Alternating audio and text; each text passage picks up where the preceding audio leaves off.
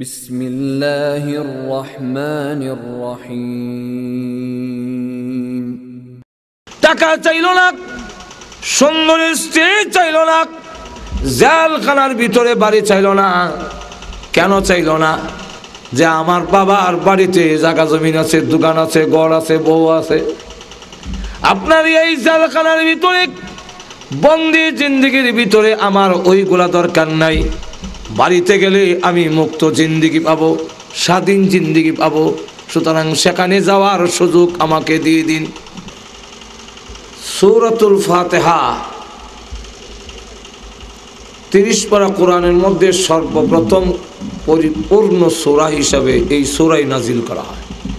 এর আগে কমপ্লিট পরিপূর্ণ সূরা হিসাবে আর নাজিল করা হয় নাই, এই সূরাই প্রথম। এর ফজিলতের উপরে 40-এর উপরে হাদিস আছে। 30 পারা কোরআনের সার মর্মর নাম হলো সূরাতুল ফাতিহা। এই সূরা নাজিল করার কারণ, শানে নুজুল এবং তার ফজিলত। আগে আসুন এই সূরাটা কেন নাজিল করা হইল সেই শানে নুজুলটা আগে জেনে লই।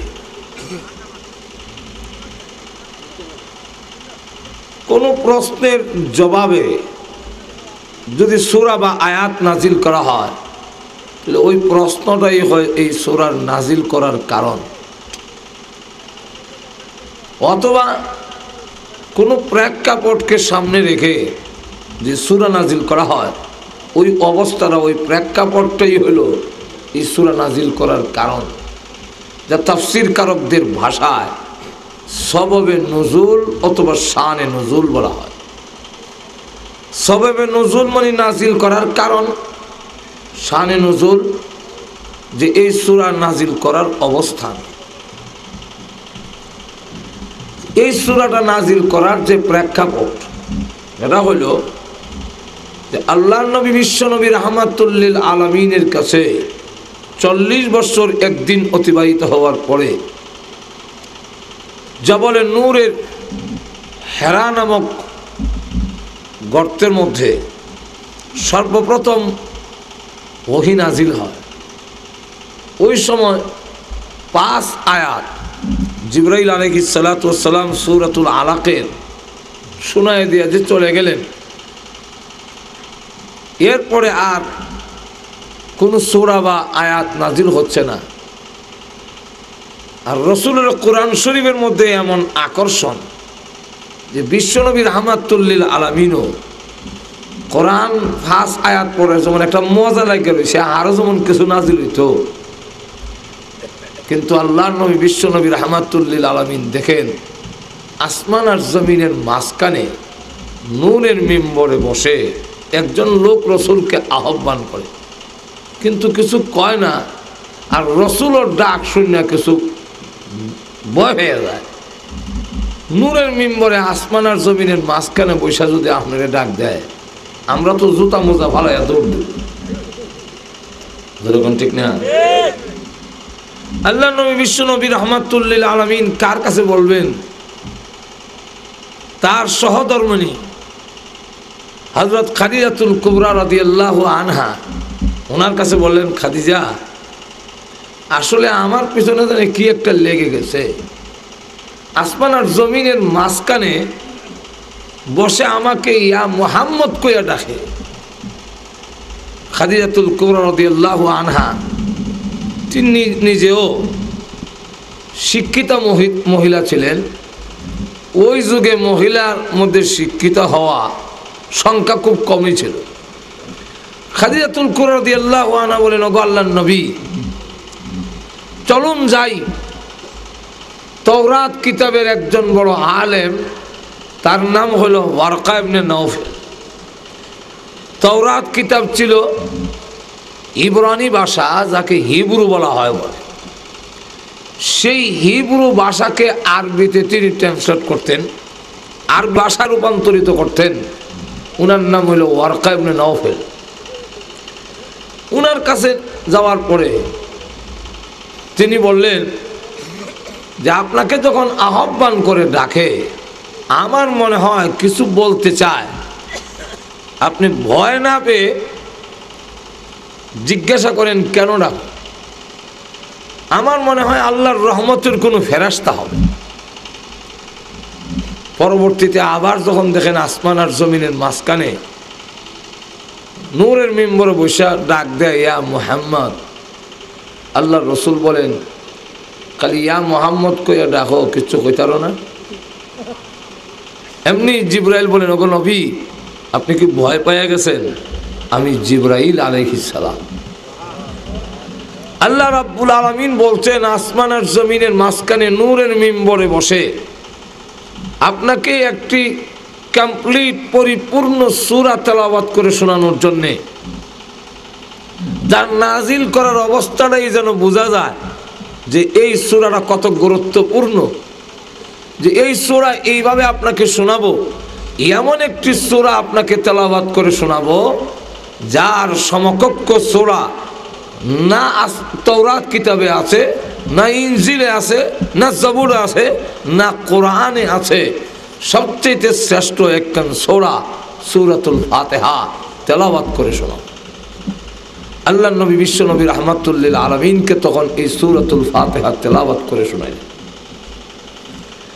এই সূরার ফজিলত এত, কেউ যদি একবার সূরাতুল ফাতিহা তেলাওয়াত করে সে যেন আসমানি সকল কিতাব তেলাওয়াত করে। এই সূরাকে 3 ভাগে ভাগ করা হয়েছে। এক হাদিসে কুদসির মধ্যে আসছে যে 2 ভাগে ভাগ করা হয়েছে, বান্দা এবং আল্লাহর মধ্যে। আর কেউ কেউ বলেন যে 3 ভাগ। এক ভাগে আল্লাহর গুণকীর্তন তুলে ধরা হয়েছে, আরেক ভাগে বান্দার পরিচয় তুলে ধরা হয়েছে, আর আরেক অংশের মধ্যে বান্দার চাহিদা পেশ করা হয়েছে। এই সূরার মধ্যে যখন বান্দা সূরাতুল ফাতিহা তেলাওয়াত করে তখন সে আল্লাহর সাথে কথাবার্তা শুরু করে দেয়। হাদিসে কুদসির মধ্যে আসছে সূরাতুল ফাতিহা যখন তেলাওয়াত করে আল্লাহ তার বান্দার কথার সাথে জবাব দেয়। আলহামদুলিল্লাহি রাব্বিল আলামিন। আল্লাহ তার জবাবে বলেন হামিদানি আব্দি। তখন বান্দা আর আল্লাহর মাঝে কোনো হিজাব, কোনো পার্টিশন থাকে না। আপনারা বলতে পারেন হুজুর আমরা তো জীবনও শুনলাম না। আমরা না শোনার কারণ হইল আমাদের কান আর কলব গুনার ময়লায় পরিপূর্ণ, যার ফলে আল্লাহর জবাব আমরা শুনি না। কিন্তু এমন অনেক আল্লাহর বান্দা পৃথিবীর থেকে অতিবাহিত হয়েছেন যারা সূরাতুল ফাতিহা তেলাওয়াতের সময় আল্লাহ যে জবাব দেন সেই জবাব নিজ কানে শুনেছেন। যেমন এক আল্লাহর ওলি বিছনার থেকে উঠতে পারে না, বাথরুমে যাওয়ার মতো শক্তি তার নাই, উঠে বসে খাইতেও পারে না, বয়ে থাকতে পারে না, ধরে রাউন্ড লাগে। কিন্তু কোনো রকমের নামাজও দাঁড় করাই দিতে পারলে আর ঘন্টার ঘন্টা কোনো অসুবিধা হয় না। খাদেম জিজ্ঞাসা করে হুজুর বাথরুমে নিজে নিজে যেতে পারেন না, উঠে বৈশা খাইতেও পারেন না, কিন্তু নামাজে দাঁড় করে দিলে আপনার দি ঘন্টা থাকলেও অসুবিধা হয় না, তখন পারেন কেমনে? কইরা আল্লাহর রহমত। খাদেমে জিজ্ঞাসা রহমত কি খালি নামাজের সময় হয়, খাওয়ানোর সময় তারে না? আসল রহস্য কি হুজুর আমার কাছে একটু বলেন। তোমার কাছে বলা যাবে না, না বললে আমিও আর বাথরুমও নিতাম না। আল্লাহর ওলি বলেন কারো কাছে প্রকাশ করবে না। আমি যখন নামাজে দাঁড়াই আর সূরাতুল ফাতিহা তেলাওয়াত করি, আলহামদুলিল্লাহি রাব্বিল আলামিন যখন শুরু করি, আমার আল্লাহ যে জবাব দেন হামিদানি আব্দি, ওই শব্দ তখন আমি নিজ কানে শুনি। তখন আমার অবস্থা এমন হয় আমি কি আসমানে না জমিনে না মহাশূন্যে, একটুকু আমার খবর থাকে না। যেই মাত্র সূরাতুল ফাতিহা আলহামদুলিল্লাহ রাব্বিল আলামিন পড়ে আল্লাহ জবাব দেন। আবার যখন বান্দা বলে আর রহমানির রহিম, আল্লাহ তখন জবাব দেয় আসনা আলাইয়া আবদি, আমার বান্দা আমার গুণকীর্তন গেয়েছে। বান্দা যখন বলি মালিক ইয়াউমিদ্দিন, আল্লাহ জবাব দেয় মাজ্জাদানি আবদি। বান্দা যখন বলে ইয়াকা না'বুদু ওয়া ইয়াকা নাস্তাঈন, আল্লাহ জবাব দেন হাযা বাইনি ওয়া বাইনা আবদি। এটাই হলো বান্দা আর মনিবের মাঝখানের ব্যাপার। বান্দা যখন বলে ইহদিনাস সিরাতাল মুস্তাকিম সিরাতাল্লাযীনা আন'আমতা আলাইহিম, আল্লাহ জবাব দেয় লাকা মা সালতা ইয়া আবদি, এ বান্দা নামাজে যা দরখাস্ত করেছো আমি আল্লাহ তোমার দরখাস্ত মঞ্জুর করে নিয়েছি। আরেক হাদিসে কুদসির মধ্যে আসছে বান্দা যখন বলে আলহামদু, সমস্ত প্রশংসা, এমনি আল্লাহ জিজ্ঞাসা করেন লিমানিল হামদু, কার প্রশংসা তুমি করো। আল্লাহ খুব ভালো করে জানেন কার প্রশংসা করবে, কিন্তু এরপরও আল্লাহ জিজ্ঞাসা করেন লিমানিল হাম, কার প্রশংসা। বান্দা যখন জবাব দেয় লিল্লাহি, আল্লাহর জন্যে, আল্লাহ নিজেই জিজ্ঞাসা করেন মানিল্লাহ, আল্লাহকে। বান্দা তখন আরো পরিষ্কার করে বলেন রাব্বিল আলামিন, তামাম জগতের পালনেওয়ালা আল্লাহ রাব্বুল আলামিনের প্রশংসা করি। আল্লাহ তখন বলেন মানির রাব্বুল আলামিন, রাব্বুল আলামিনকে। বান্দা তখন বলে আর রহমান, পরম করুণাময়। আল্লাহ বলেন মানির রহমান, রহমানকে। বান্দা তখন বলে আর রহিম, আল্লাহ জিজ্ঞাসা করেন মানির রহিম। বান্দা তখন বলে মালিক ইয়াউমিদ্দিন, বিচার দিবস প্রতিদান দিবসের মালিক যেই আল্লাহ, সেই আল্লাহর প্রশংসা করি। আল্লাহ তখন বলেন বান্দারে আনা মালিক ইয়াউমিদ্দিন, কিয়ামত দিবসের মালিক আমি আল্লাহ তোর সামনে হাজির। এই পর্যন্ত গিয়া বান্দার সাথে আল্লাহর মারিফত হাসিল। তাহলে বোঝা যায় নামাজ ছাড়া, সূরাতুল ফাতিহা ছাড়া মারিফত হাসিল আর টুজরে কন্যা নামাজ ছাড়া। কারণ নামাজের মধ্যে সূরাতুল ফাতিহা তেলাওয়াত করতে হয়, নামাজ ছাড়া মারিফত হাসিল হয় না। নামাজ ছাড়া যেই মারিফত, এটার নাম মারিফত না, এটার নাম হলো মরবার পথ। আরো জোরে কোন ঠিক?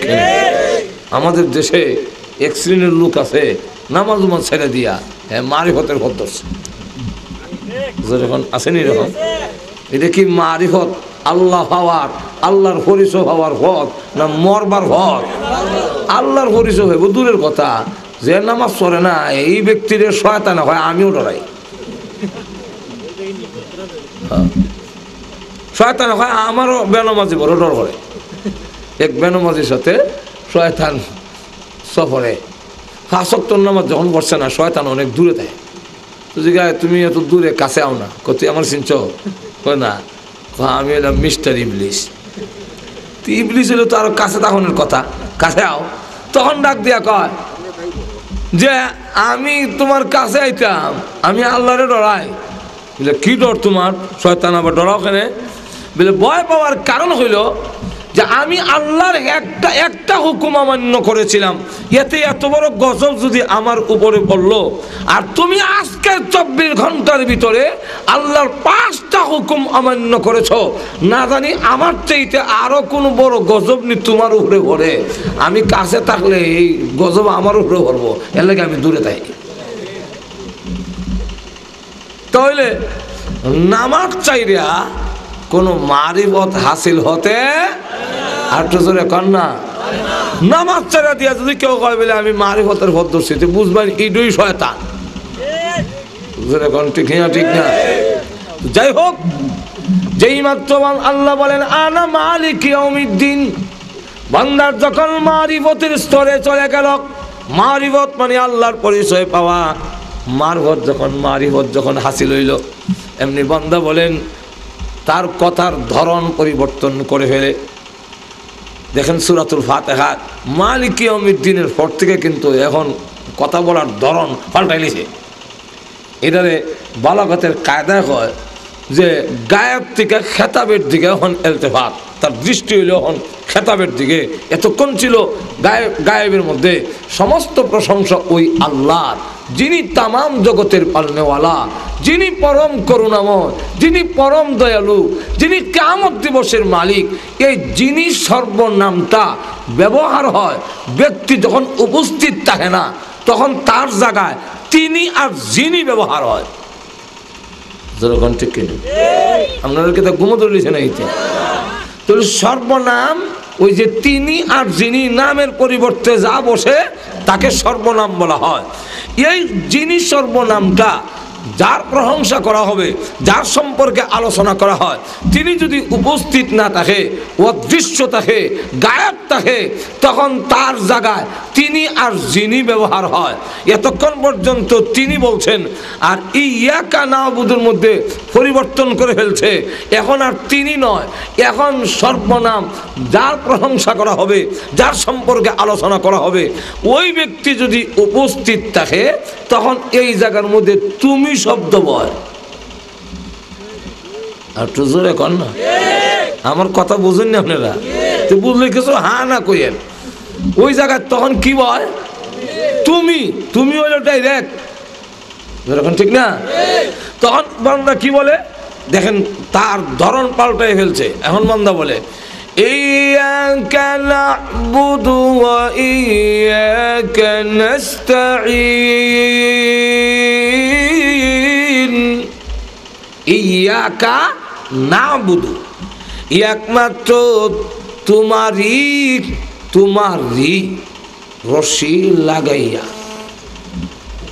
একমাত্র তোমারই ইবাদত করতেছি এবং করতে থাকবো। এখন আর তিনির ইবাদত করব কয় না, এখন তিনি কয়। অর্থ কি তিনি? তা আগে তিনি কইল, এখানে তুমি আইলো কেমনে? তাই তিনির থেকে তুমির মধ্যে আইছে মারিফত যেহেতু হাসিল হয়েছে, আল্লাহর পরিচয় যখন হয়ে নিলাম, আল্লাহ আমার সামনে, আল্লাহ হাজির ও নাজির, আল্লাহ আমার সামনে উপস্থিত। যেরকম ঠিক না? যিনি সব জায়গায় উপস্থিত থাকেন, সব জায়গায় দেখেন, তাকেই বলা সর্ব অবস্থায় আসা যাওয়া করেন না, সব সময় আছেন, তাকেই বলা হয় শরীয়তের পরিভাষা হাজির ও হাজির নাজির। তো আল্লাহ হাজির আছেন, সবসময় থাকেন, সবসময় দেখেন, সবসময় তিনি, তার দেখা বাতিল হয় না। আর আইছেন আবার গেছেন, হাজির নাজির হয় না। এমন আইলে গেলে আসা যাওয়া করলে যদি হাজির নাজির হয়, তো আমিও হাজির নাজির। আমার কেউ কইবেন নি হাজির নাজির? আর তো এখন কেন বলবেন না? আমি তো আইলাম গেলাম। এই পর্যন্ত এই মাহফিল হলো 3 নম্বর, আর একটা জামু তো করইব। তো 60টা তো আজকে আসা যাওয়া করলাম, আমার কেউ হাজির নাজির করবনি? কেন কইতো না? কইতেন না কেন? আমি তো এসে গেছি। যেরকম ঠিক কিনে তাহলে নবী আইসেন গেছেন, নবী আগে ছিলেন না, এখন আইসেন আবার যায়। যেরকম ঠিক না? ইলো মহিলা হাজির নাজির, আর তো যেরকম না হাজির নাজির হয় না। হাজির নাজির হইলে আইসে আর যায় না। আমরা এখানে আসার আগে আল্লাহ এখানে ছিলেন কিনা? আর তো যেরকম এখন আছেন তো, আবার আমরা গেলে গেও। তাহলে আল্লাহ রাব্বুল আলামিন বলেন, আমি তোমার সামনে হাজির। বলো কি বলবে? তখন বান্দা কয়, তাহলে এখন উচিত হইল আমার পরিচয়টা তোমার সামনে তুলে ধরা। তোমার পরিচয় তো হইলাম, এখন আমি কে? আমার পরিচয় দেই। ইয়াকা না'বুদু ওয়া ইয়াকা নাস্তাঈন। আমার পরিচয় হইল একমাত্র তোমারই ইবাদত করতেছি এবং করতে থাকবো। এই নাবুদুর মধ্যে বান্দা তার পরিচয় দিয়ে ফেলছে। কি পরিচয়? যে আমি তোমার ইবাদত করব। যে ইবাদত যে করে তার নাম গুলাম, আর যার করে তার নাম মনিব। যখন কি মনিব। তো নাবুদু ইবাদত করব, করতেছি এবং করতে থাকবো। আল্লাহ একমাত্র তোমারই ইবাদত, তোমারই গোলামি করতেছি এবং করতে থাকবো। ওয়াদায় আবদ্ধ হয়ে গেলাম এবং গোলামির জন্য উচিত যা কিছু লাগে একমাত্র মনিবের কাছে চাওয়া, আর কারো কাছে চাওয়া নয়। তাই আমি ওয়াদায় আবদ্ধ হইতেছি, ওয়া ইয়াকা নাস্তাইন, একমাত্র তোমারই কাছে সাহায্য চাইতেছি এবং চাইতে থাকবো, আর কারো কাছে চাইব না। আল্লাহ রাব্বুল আলামিন ডাক দিয়া বলেন, রে বান্দা, মনিবের জন্য উচিত গোলামের যা লাগে তা দেওয়া। তাই আমি আল্লাহ জিজ্ঞাসা করতে চাই, মা তাস্তাইনু, তুমি কি সাহায্য চাও? বান্দা তখন ডাক দিয়ে বলে, সুযোগ যখন দিয়েছো কি চাও? আমি চাওয়া তোমার সামনে তুলে ধরলাম, ইহদিনাস সিরাতাল মুস্তাকিম। আল্লাহ, আমাকে জান্নাতে কোন পথে যাওয়া যাবে সেই পথটি আমাকে দেখায়া দাও, জান্নাতের পথ দেখাও। ইহদিনাস সিরাতাল মুস্তাকিম, সিরাতাল মুস্তাকিম মানে সহজ সরল সিধা রাস্তা। সিরাত আরবিতে কিন্তু রাস্তার সিরাত বলা না, আরবিতে রাস্তার তারিক বলে। আবার সিরাতের এই সিফত আল্লাহ বয়ান করে দিয়েছেন, সিরাত মুস্তাকিম। মুস্তাকিম হলো সিরাতের সিফত। এখন কেমন রাস্তা? যেটা মুস্তাকিম, যে সোজা সরল পথ। তো সোজা সরল পথ যদি হয়, যে রাস্তা সিজা, তাহলে আমরা মৌলভীবাজার থেকে ঢাকার রাস্তা, এটা সিরাতে মুস্তাকিম। এই জন্য আল্লামা ইদ্রিস কান্দলবী রাহমাতুল্লাহ আলাইহি বলেন, সিরাতে মুস্তাকিম হওয়ার জন্য 5টা জিনিস লাগে। এই 5টা না হইলে সিরাতে মুস্তাকিম হবে না। এমন রাস্তা হইতে হবে যেটা প্রশস্ত, এমন রাস্তা হইতে হবে যেটা মাঝখানে গিয়ে শেষ হইছে না, শ্রীমঙ্গল গিয়ে আর একটা দূরে লাগছে, এরকম নয়, এক রাস্তায় যেমন লাগবো। এই রাস্তার নাম হলো সিরাতে মুস্তাকিম। আল্লাহ রাব্বুল আলামিনের কাছে বলেন, আল্লাহ, সিরাতে মুস্তাকিমের অনেক ব্যাখ্যা, এর একটা ব্যাখ্যা হলো ওই রাস্তার নাম সিরাতে মুস্তাকিম যে রাস্তাটা শুরু হয়েছে পৃথিবীর থেকে, অনেক প্রশস্ত রাস্তা, লক্ষ কোটি মানুষ পরিচালিত হইল, রাস্তার কোনো অসুবিধা হইতো না, এবং যে রাস্তা মাঝখানে গিয়ে শেষ হইছে না, কবরে গিয়ে শেষ না, হাসর মাঠে গিয়ে শেষ না, একবারে জান্নাতে গিয়ে শেষ হইছে, যে রাস্তাটা চললে জান্নাতের ভিতরে পৌঁছা যাবে। আল্লাহ, সেই সিরাতে মুস্তাকিম জান্নাতে যাওয়ার রাস্তাটা তুমি আমাকে দেখাইয়া দাও। আল্লাহ তখন ডাক দিয়া বলেন, লাকামা সাআলতা ইয়া আবদি, হে বান্দা, আমি তোমার দরখাস্ত মঞ্জুর করলাম। অর্থাৎ নামাজের সালাম পিরানোর সাথে রাতেই এই দরখাস্ত মঞ্জুর হয়ে গেল। 5 ওয়াক্তের নামাজ যদি সঠিকভাবে আদায় করে, আর তুমি যে ওয়াদা করেছো 2টা ওয়াদা, ইয়াকা নাবুদু, আল্লাহ রাব্বুল আলামিনের ইবাদত গোলামি করবে, কারো গোলামি করবে না, আর কারো কাছে কিছু সাহায্য চাবে না। এই 2টা শর্তের উপরে যদি ঠিক থাকতে পারো, আমি আল্লাহ ওয়াদা দিলাম তোমাকে জান্নাতে পৌঁছাবার অঙ্গীকারও আমি আল্লাহ গ্রহণ করে নিলাম। এখন প্রশ্ন হয়, 2টা প্রশ্নের জবাব দিতে অসুবিধা হইতেছে না আপনাদের? আর তো এখন 1 নম্বর হইল যে আল্লাহ তার বান্দা যখন বলছেন আলহামদু, সমস্ত প্রশংসা অতীতে বর্তমানে ভবিষ্যতে যা প্রশংসা আসা, তাফসীরে মুজিবুল কোরআনে শাহ আব্দুল কাদের রাহমাতুল্লাহ আলাইহি লেখেন, এখানে আলহামদু দিয়ে হইল অতীতে যা প্রশংসা হয়েছে, বর্তমানে যা হচ্ছে, ভবিষ্যতে যা প্রশংসা হবে, সব। এই কথা বলতেও আল্লাহ খুব ভালো করে আমার মনের খবর জানে যে আমি কার প্রশংসা করব। আর তো এখন জানেননি, আর তো এখন জানেননি না, আল্লাহ জানেন আমার মনের খবর, আর তো এখন জানেননি। তো আলহামদু বলার পরতে আল্লাহ পরিচয় কইতে আসিল, আনা, আমি আল্লাহ। তো আল্লাহ রাব্বুল আলামিন আলহামদুলিল্লাহ বলার পরেও তার বান্দারে তখনও পরিচয় দেয় না। মালিক ইয়াউমিদ্দিনের মধ্যে গিয়া কয় আনা মালিক ইয়াউমিদ্দিন, অত পরে গিয়ে পরিচয় দিল কেন, এর আগে কেন পরিচয় দেওয়া হলো না? এটার জবাব লেখছেন। এর কারণ হইল, এর কারণটা হইল এটা বুঝতে হইলে একটা এক্সাম্পল বুঝতে হবে, তো এই বোঝাটা খুব সহজ হয়ে যাবে। কইতাম নি, মা তার রুমের লাইটটা অফ করে শুয়ে রয়েছে, আর তার ছেলে কালু পাশের রুমের সাথে দাদার সাথে গল্প করতে। হঠাৎ করে আবার মার কাছে আইবের লেগে মনে হয়েছে, দৌড় দেয়ছে রুম, আয় দেখে অন্ধকার, মা দেখা যায় না। আরো আলোর থেকে অন্ধকার আইলে বেশি অন্ধকার লাগে, কিছু দেখা যায় না। এমনি সে ডাক দেওয়া, আম্মু আম্মু বলতেই মা কি বুঝছে না এই ডাকটা কার? আর একটু জোরে বলেন। মা এই সময় হয়, কে রে? হ্যাঁ পরিচয় দেয়, আমি কালু। মা কয়, তখনও কি মা চিনছে না তার কালু রে? আর একটু জোরে কন, কালুকে? এমন সময় কয়, আমি লালুর ছেলে, বাপের নাম কইছে। তখনও কি মা চিনছে না এটাকে? এমন সময় কয়, কালুকে, লালুকে? হ্যাঁ কয়, আমি ডাক দিলাম আম্মু, চিনল না। কালু কইলাম চিনল না, বাপের নামও কইলাম চিনল না। এমনি সে হয়, আর তো পরিচয় দেওয়ানের কোনো পথ আমার নাই। অসহায় হইয়া কান্না দেয়, হ্যাঁ। এমনি মার দয়া মায়া বাড়ে না কমে?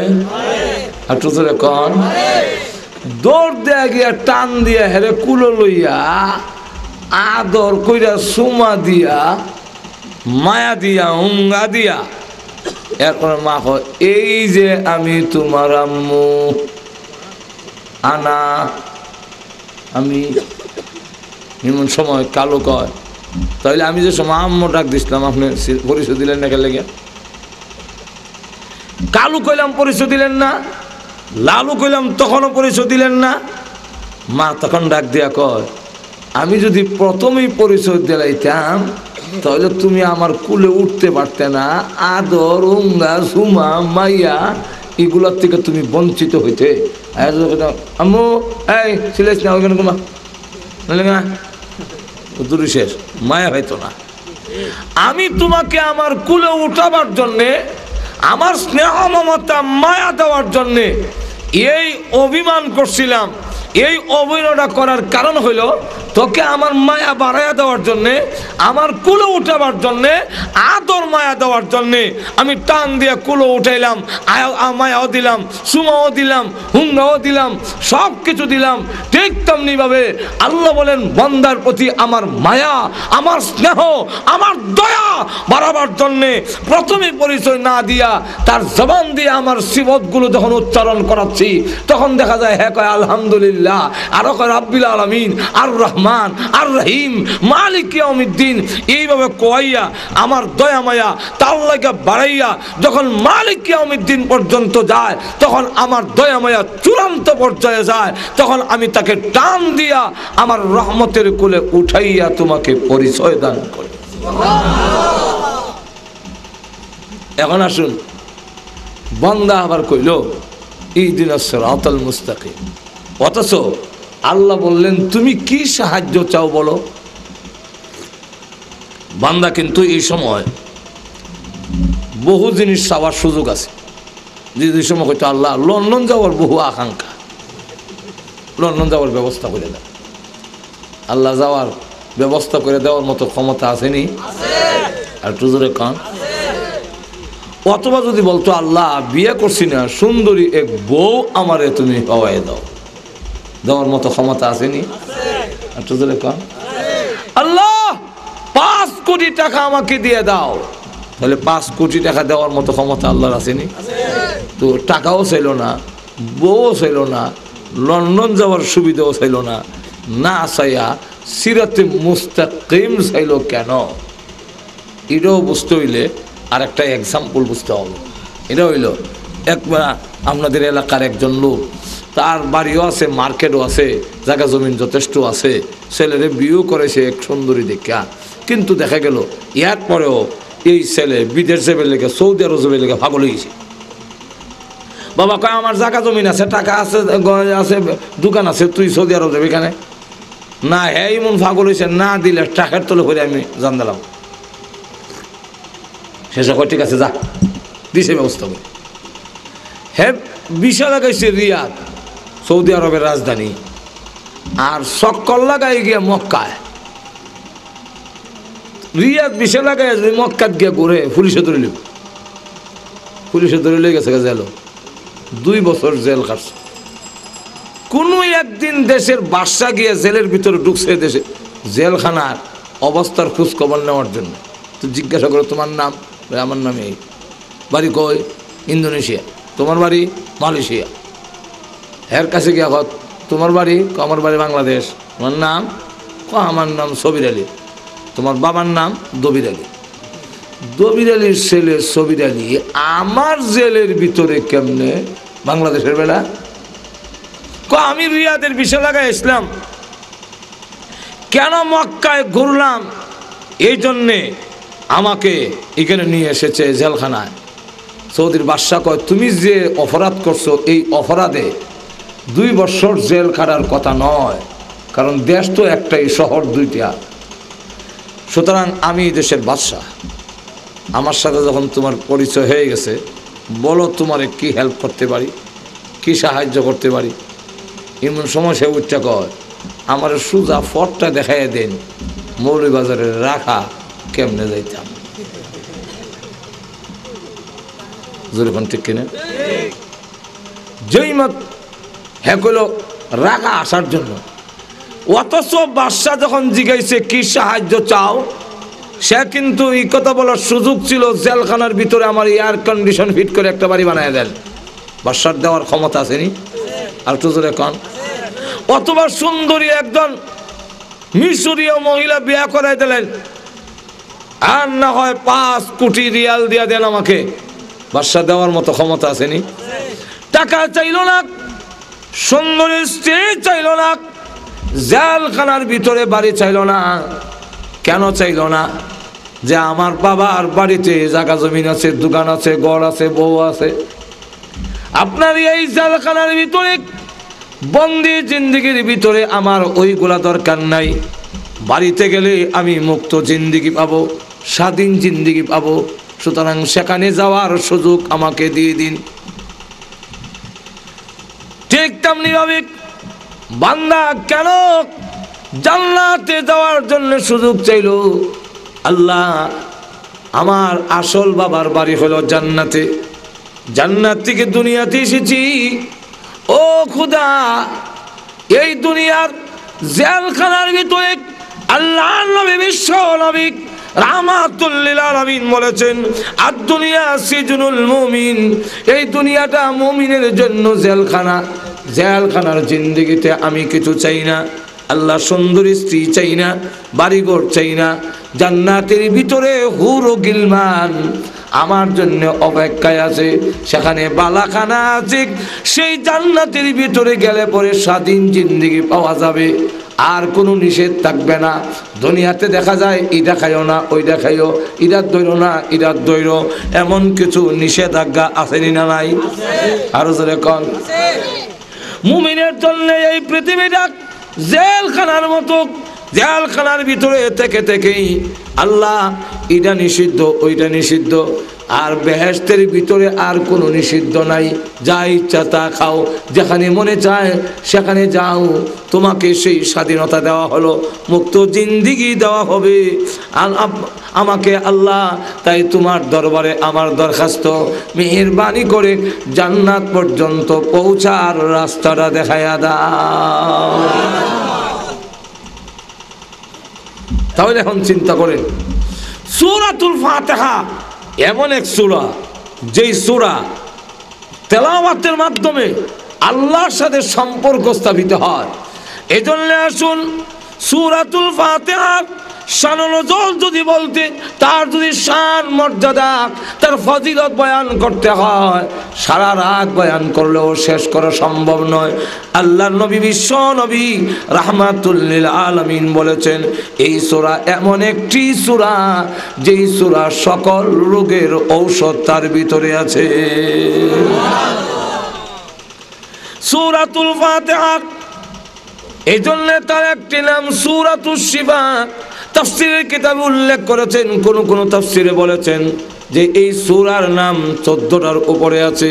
কোন তাফসীরের কিতাবে উল্লেখ করেছেন যে এই সূরার নাম 22টার উপরে আছে।